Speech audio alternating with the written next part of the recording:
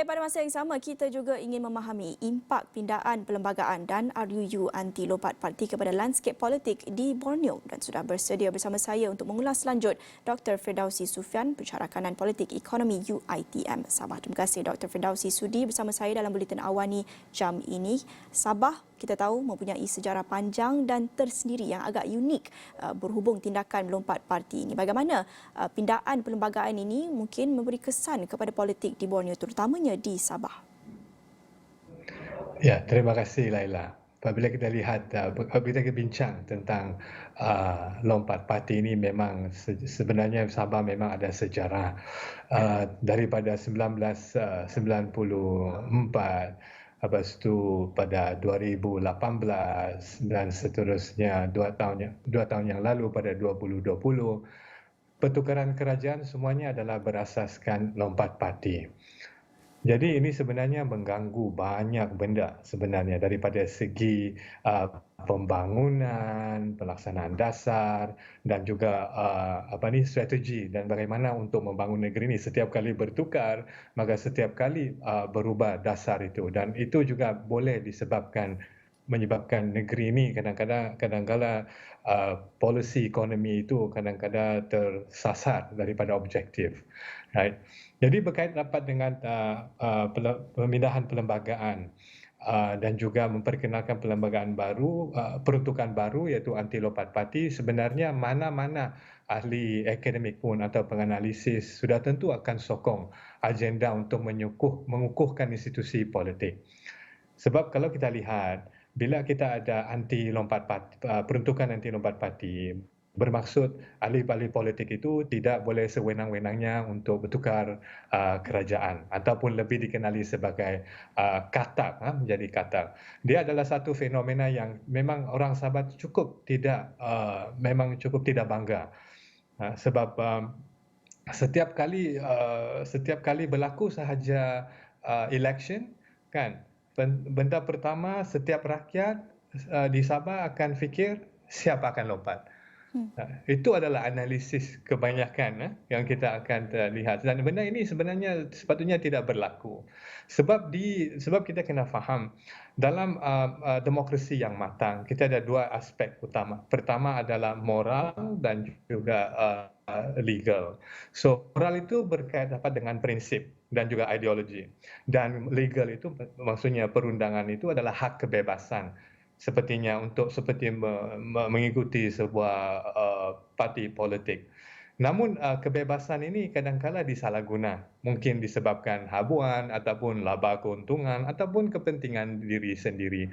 Jadi kebebasan ini walaupun dia adalah fundamental liberties, memang dia adalah teras demokrasi yang apabila kita bincang kita harus betul-betul careful, betul-betul teliti dan betul-betul kena lihat bagaimana kita ingin melihat fundamental liberties ini dengan izin itu kebebasan. Ya. Jadi namun sekiranya kebebasan itu disalahguna, so absolute freedom corrupt absolutely. See? So benda-benda ini kita kena tangani. Jadi apabila seseorang itu lompat, ialah dia dikatakan tidak berprinsip, tidak bermoral, tapi bila kita tanya mereka akan cakap, oh ini adalah untuk kepentingan rakyat. Soalannya adalah rakyat siapa? Pak, itulah kita yang selalu tanya. Siapa yang suruh lompat? Sedangkan bila dia mengundi adalah di atas sebuah parti A, ataupun bebas, ataupun parti B. Tapi apabila dilantik, apabila menang dalam election itu, selepas transaksi itu berlaku, sekarang dia pula akan pindah ke parti lain. Saya rasa itu adalah mencurangi kepercayaan rakyat dan juga boleh menyebabkan tiang-tiang demokrasi itu runtuh. Jadi ini sebenarnya tidak berlaku. Tapi apa boleh buat? Sekarang kita kita kena kawal sedikit ataupun memberi had tentang kebebasan ahli-ahli politik ini agar tidak menyalahguna kebebasan mereka. Sebab kita kena faham, pertama, semenjak 2018 kita mempunyai trust deficit terhadap ahli politik. Okey, itu alright. Rakyat tidak boleh percaya kepada ahli politik kerana mereka akan lompat parti dan sebagainya, ataupun menyalahguna kuasa dan sebagainya. Tapi yang merisaukan kita, terutamanya kami yang berada di Sabah ni apabila melihat begitu banyak perubahan kerajaan, adalah institutional deficit. Ini adalah di mana institusi politik itu menjadi defisit dan orang tidak percaya lagi dengan sistem dan juga takbir urus di dalam kerajaan itu yang merisaukan. Sebab mana-mana kerajaan yang akan mengambil alih pun, rakyat tidak akan percaya. Dan inilah yang merisaukan kepada bukan saja di Sabah tetapi juga di peringkat nasional. Dan sudah tentu apa yang kita buat sekarang ini ada walaupun sepatutnya pada 11 hari bulan ni akta anti lompat parti ini patut diperkenalkan. Ya, Tapi perlembagaan artikel 10 dahulu dibincang. ya. Sebab ada dua perkara. Saya rasa ini mungkin ada relevannya untuk bincang. Sebab pertama, pada 80-an di Sabah sudah diperkenalkan akta lompat parti.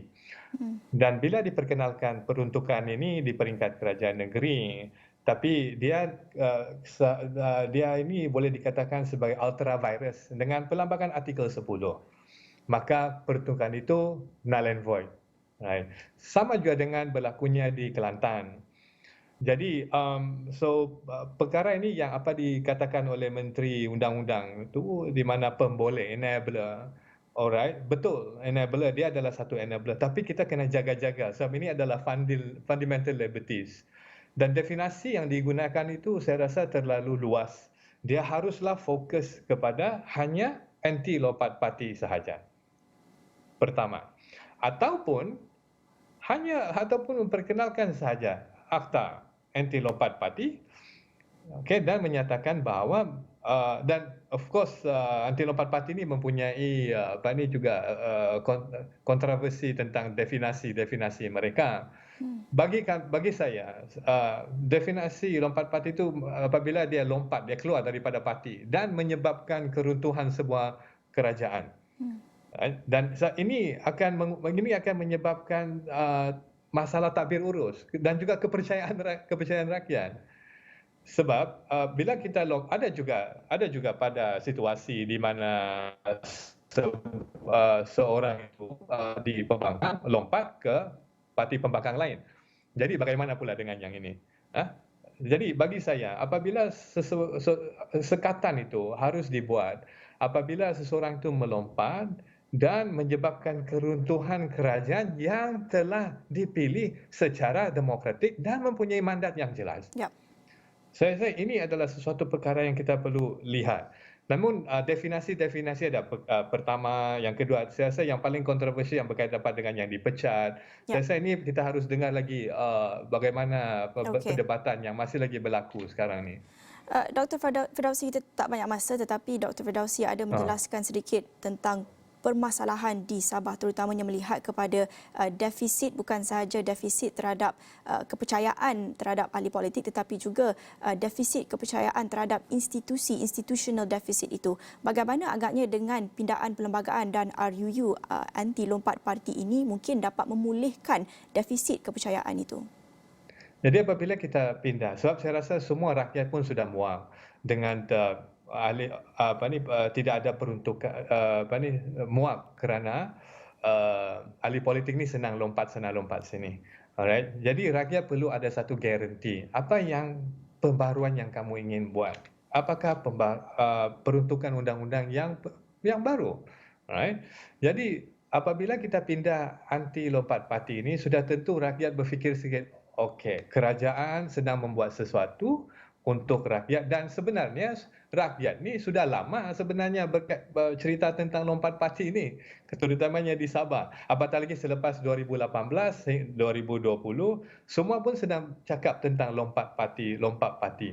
Jadi apabila kita memperkenalkan anti lompat parti ini sudah tentu sedikit sebanyak memulih semula institutional deficit itu. Jadi rakyat rakyat secara rasionalnya akan berfikir, okey, perubahan akan berlaku, reformasi akan berlaku. Okey, why not give it a try again?